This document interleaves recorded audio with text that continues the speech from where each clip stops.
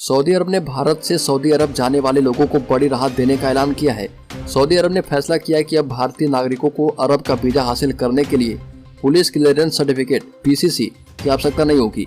और नई दिल्ली में सऊदी अरब के दूतावास ने अपने आधिकारिक ट्विटर हैंडल से ट्वीट करके जानकारी दी। दूतावास की ओर से कहा गया कि अब वीजा के लिए पुलिस क्लियरेंस सर्टिफिकेट जरूरी नहीं होगा। ये फैसला दोनों देशों के संबंधों को और भी मजबूत करने के प्रयास के तहत लिया गया है।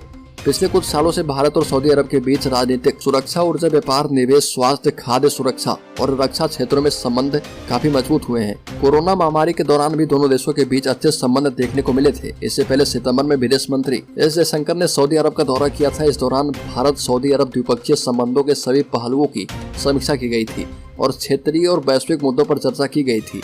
दिल्ली में सऊदी अरब के दूतावास ने अपने पत्र में कहा कि उनके साथ शांतिपूर्ण रह रहे 20 लाख से अधिक इंडियंस के योगदान की सराहना करते हैं और इससे पहले सऊदी का वीजा हासिल करने के लिए भारतीय नागरिकों को पुलिस क्लियरेंस सर्टिफिकेट देने की आवश्यकता होती थी।